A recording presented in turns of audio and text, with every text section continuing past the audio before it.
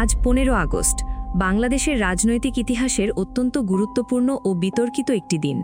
আর ঠিক এই দিনেই নতুন করে আলোচনায় এসেছে সাবেক প্রধানমন্ত্রী শেখ হাসিনার দেশে ফেরার বিষয়টি।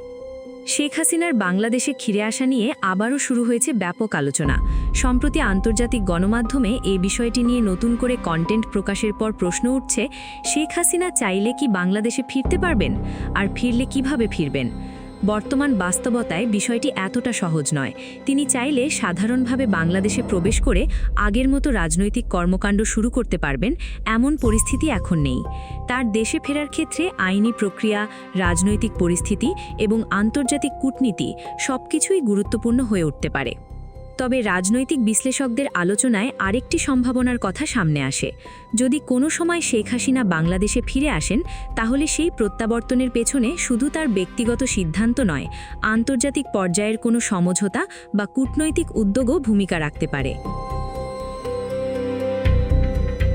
কারণ বাংলাদেশকে ঘিরে ভারত, যুক্তরাষ্ট্র ও চীনের গুরুত্বপূর্ণ স্বার্থ রয়েছে। বাংলাদেশের রাজনৈতিক স্থিতিশীলতা, অর্থনীতি, নিরাপত্তা এবং আঞ্চলিক সম্পর্ক সবকিছুই আন্তর্জাতিক মহলের নজরে রয়েছে। তাই শেখ হাসিনার ভবিষ্যৎ রাজনৈতিক অবস্থান নিয়েও আন্তর্জাতিক পর্যায়ে আলোচনা থাকা অস্বাভাবিক নয়। সম্মানিত দর্শক, শেখ হাসিনাকে নিয়ে বাংলাদেশের মানুষও স্পষ্টভাবে বিভক্ত।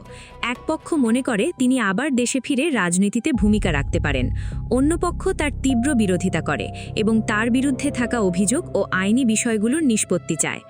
আর এই কারণেই শেখ হাসিনার নাম এখনও সামাজিক যোগাযোগ মাধ্যমে ব্যাপক আলোচনার বিষয়। ফেসবুক, ইউটিউব সহ বিভিন্ন প্ল্যাটফর্মে তাকে নিয়ে নতুন কোনো খবর প্রকাশ হলেই মুহূর্তের মধ্যে তা ছড়িয়ে পড়ে।